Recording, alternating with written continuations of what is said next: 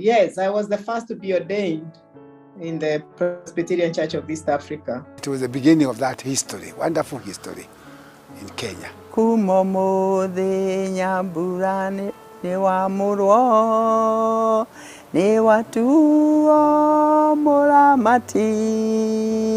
muramati wa ciana cia Ngai. One thing I liked with Jane is her courage. That is something that made us feel welcome, and that made us also close to her. Suddenly, there were women who were heard saying out loud, "A woman would never baptize my child."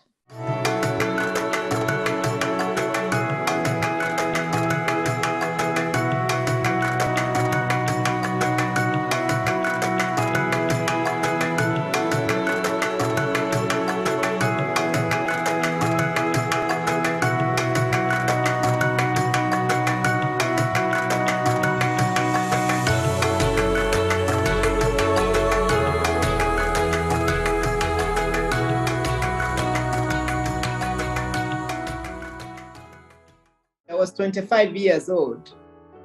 And when you're 25, the world is very different from the world I'm in today.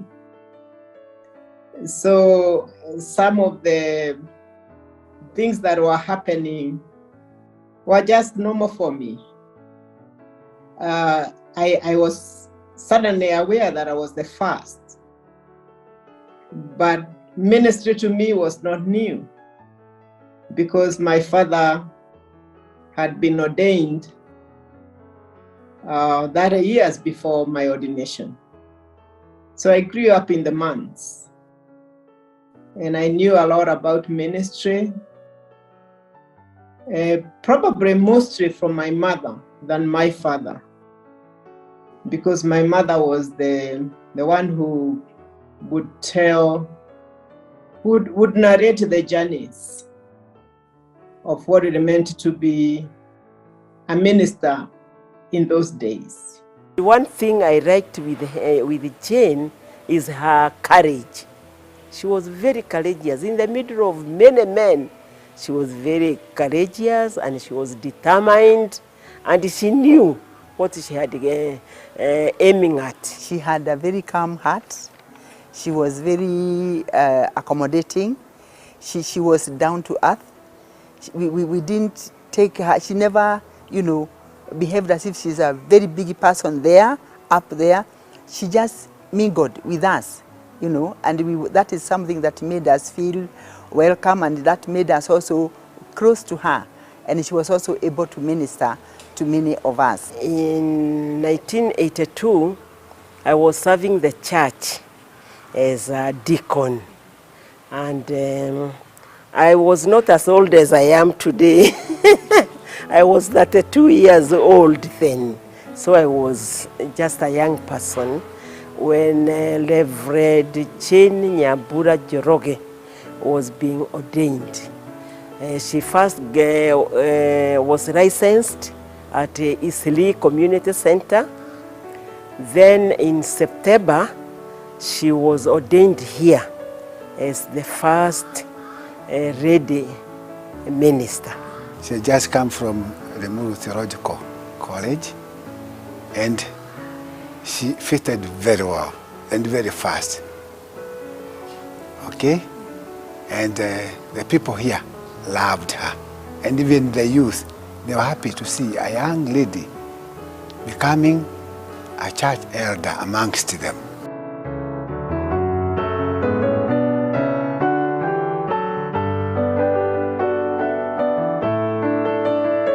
My parents, I think that was the most difficult moment for me, to see my father laying his hands on me with other clergy. This was a father who never imagined any of his child becoming clergy. I haven't done enough research, but I'm not sure that there were others before me. being a clergy child. Could have been one or two. But nevertheless, the fact that I was a woman, his daughter, without having ever imagined that he would witness his own child, because if the church had not changed the policy, then it would not have happened in his lifetime. But it did. And I think that to see my father in tears was the greatest moment for me, however difficult that was, because I knew it was not out of sorrow, but out of joy that he was in tears. My daughter was baptized the same day, and she cried and cried. So there were plenty of tears to go around. Mm-hmm. But of course, for her, it was the confusion of the day. She was only 8 months old. I'm telling you, we were happy, we rejoiced. We wanted everybody to know that we have a church minister who is like us, who is a lady, who is a woman. And we felt, yes, this is the time that we are going to reach out to many people who do not know Christ, especially in our homes. And we were very, very happy to be identified with her, especially myself, sharing the name. She is Jane, I am Jane. I felt, wow, it's like me. And we were very, very happy to have her with us. And we enjoyed. We followed her everywhere. Whatever she wanted, we were ready to help her. And she was also very happy to see women at that particular time embracing her and enjoying her, and, you know, working with her and telling her, we can help you in anything that you need us to help you, we will. She was so, so happy. The day was, for the ladies, it was very colorful. And many ladies were looking forward to this day. And even amongst the ladies, they had a choir, a special choir to sing for her. They formed a choir to sing for her. Even they have the photo of the choir, which was celebrating the ordination. Kumomode wene wa murwa ne watuo mulamati washana shangai naige kora nevyokoryo. It says, from today you've been made an overseer of the children of God, and if they get lost, you are the one to be asked by the Lord. So take up the mantle and serve. It is a song that we usually sing for people when they are taking up the ministry work. And we also mentioned her name. Kumomo de Nyambura ne wa murwo ne watuo mulamati washana shangai naige kora nevyokoryo todwadwarya malutaga wega wiroyo wa utugati wa kanitha nimegeagira ngumo njega nyomireru witikio-ini. In fact, she was the first lady minister to be ordained in the whole of the PCEA church. Okay? So it was history. And in fact, it was the moderator of the General Assembly, Reverend Dr. Gato, who came to officiate that function. So it was no joke.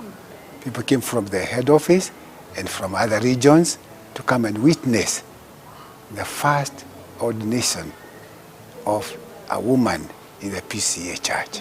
And in fact, it was after Reverend Jane was ordained that even other churches, like the Anglican Church, later on started ordaining women pastors.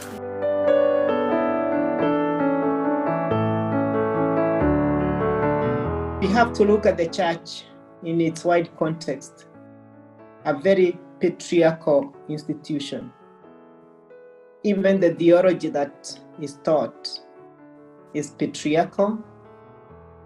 The Bible is heavily patriarchal, so the interpretation of scriptures is heavily patriarchal, and that tells even why the church took so long not only to ordain women clergy, but also to ordain women elders after the first men were ordained in 1920. And I was coming into that church well aware. Of course, today I'm more critically aware of many things. But again, as I said, having grown up in the months, I knew a lot about the patriarchal church. I saw it, I heard it, I experienced it. So I wasn't taking anything for granted. So our church was ahead of the others, and since then they have ordained many other ladies, and the ladies do well. They do very well. After her, there came many other ladies here in the parish, and they succeeded. So I think the church has done well in advancing the role of women being ministers in the church.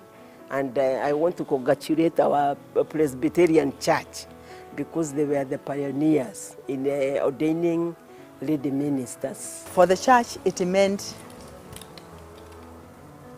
reformation. Our church is a church that reforms every now and then. And this meant that the church is embracing women in the church. Because all the churches, the number of people who are many in any church is women. And therefore having a woman minister, it is like reaching out to them in a way that is bringing them back home. And the church changed a lot during that time. Yes, and she also was very, very good with the young people, young teenagers, you know, young people who could speak fluent English, and people who are able to mingle and talk, you know, because, you know, then there are some, salvation was for the old people. It was not for the young. So a young person seeing a minister who is young and born again and talking about salvation, it brought people back, you know, to the church. It was the beginning of that history, wonderful history in Kenya.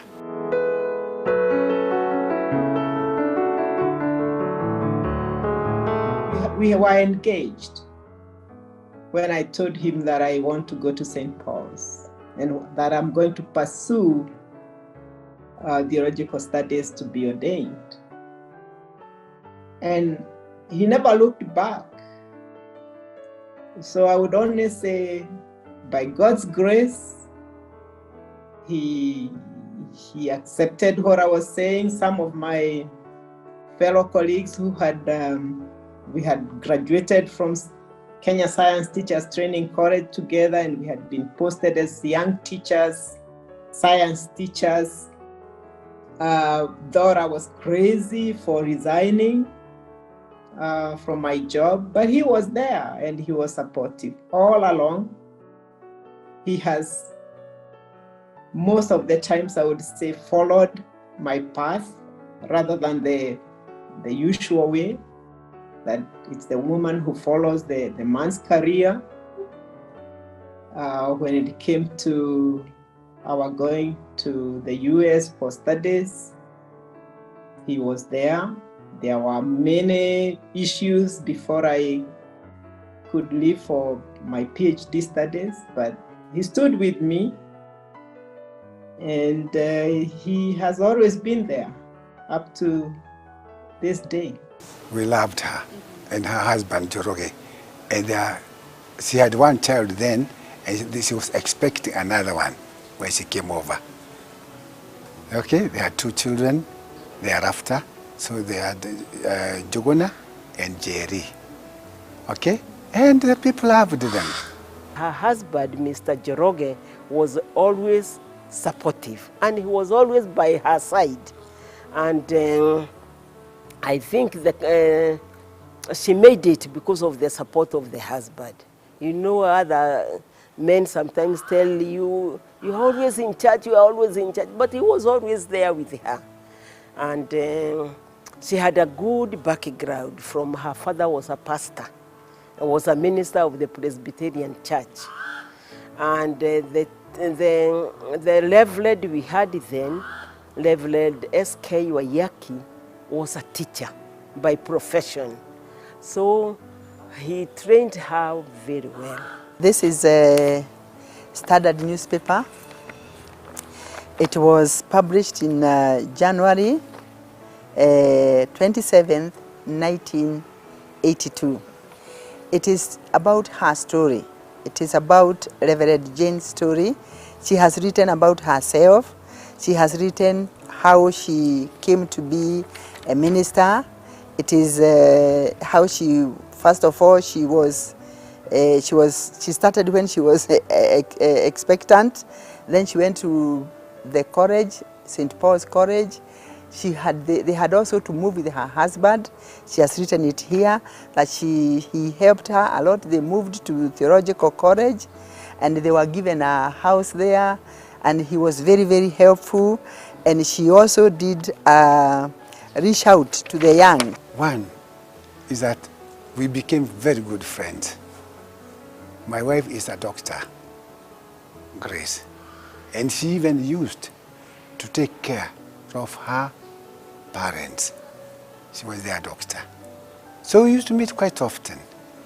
And even when she was in Geneva, when we were building this big building, the Bahati Faith Project, okay, they talked with my wife, Grace, and she informed her that there's an organization called the World Alliance of Reformed Churches in Geneva who can assist us with the building, who can participate.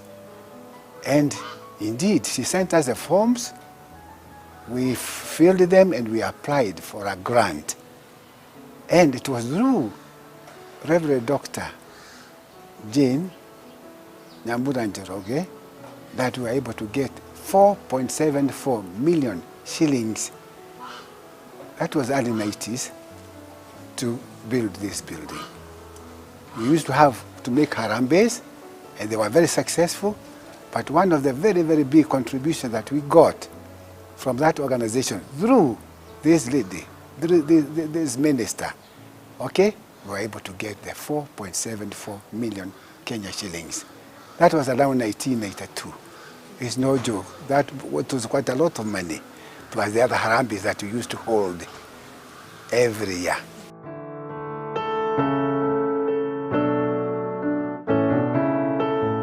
Actually, she has written here that it's difficult to kill old habits. There are those who are used to having men in the pulpit and expect to see a man there when they go to church. So when they used to see ladies, a lady, there, and they wanted to see a man, they would feel, what is this?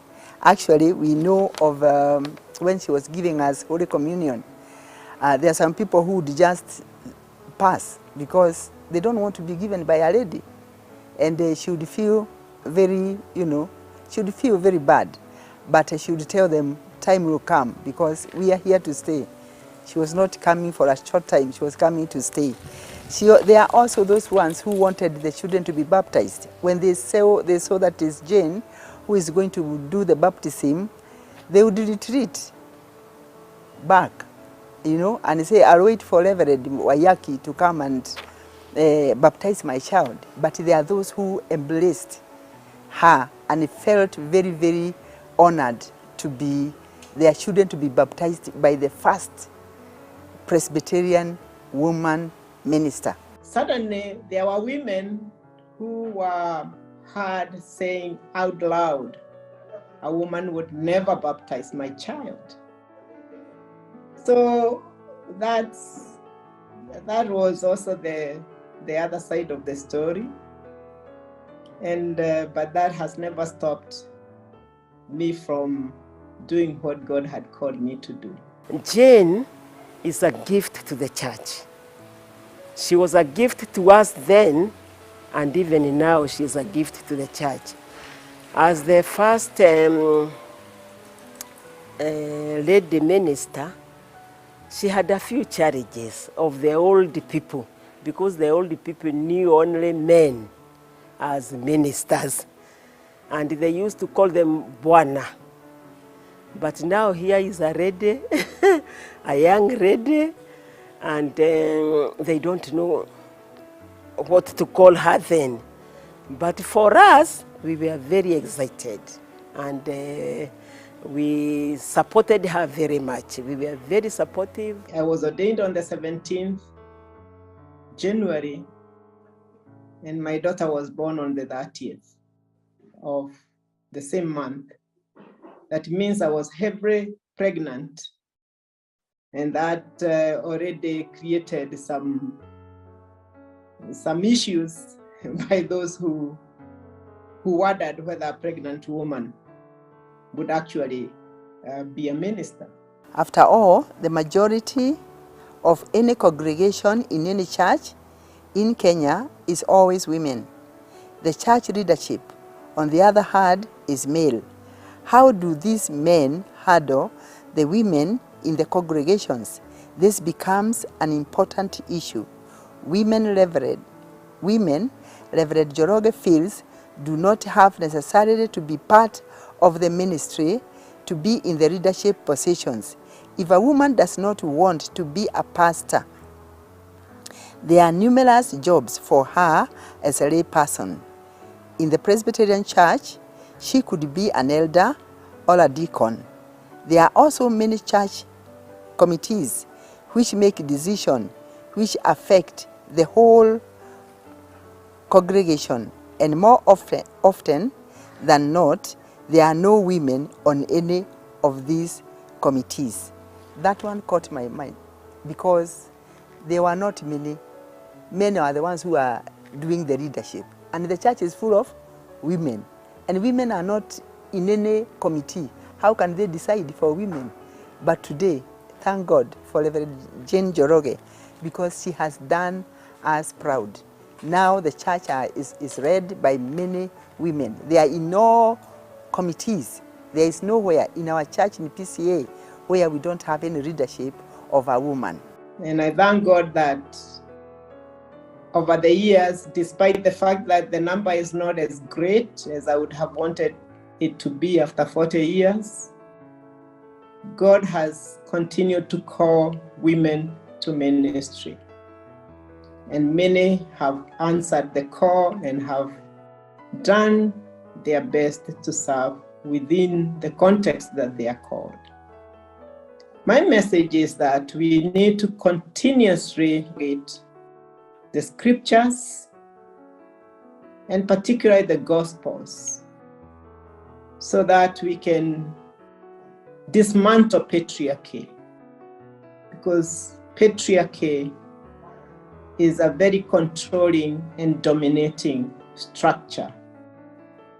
Sometimes I don't think men think how much they are affected by that control and domination.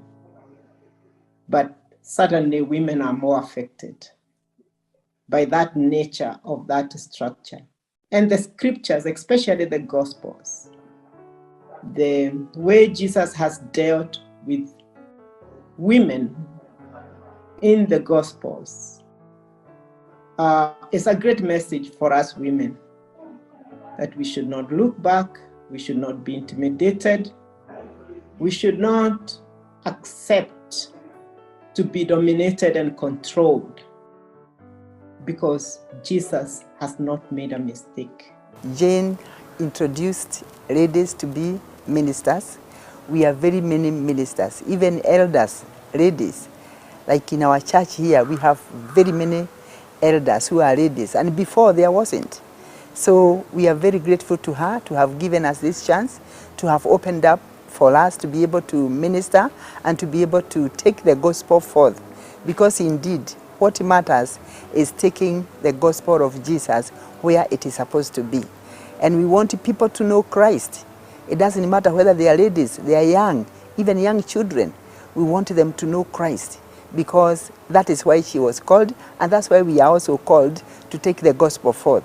So I thank God that she is still in the ministry, and we are here also in the ministry, and we are taking the gospel forth, and we want all people to hear the gospel of Jesus and to accept Christ as Lord and Savior of their lives. She has mentioned in the Standard newspaper that she made it because her husband was very supportive and was always there, and he was not very demanding, and he understood what her job was, and she managed because of the support of her husband. I would ask other her spouses to support their spouses, whether it is a man, whether it is a lady, to support each other, and they will move far, they will go far, and the ministry of Christ will move ahead. We are now going to celebrate 40 years since the first woman was ordained. And this first woman is the person that we know and is a friend of the family and a friend of this parish, a friend of this church, a daughter of God. We thank God for this opportunity, even to be able to celebrate. And we know when we remain in Christ Jesus, we shall indeed celebrate. Okay? The knowing of Christ, the receiving of salvation in our lives, and it's wonderful. We'll never regret. Yes, we are happy. I would tell them that it is possible and they can make it. I would only tell them to be courageous, determined, and depend on God, because God is the author of all these things, and He calls people with a purpose. So I would tell them to be courageous, to be determined, and to lean on Christ, the solid rock, so that they can be able to move the church ahead.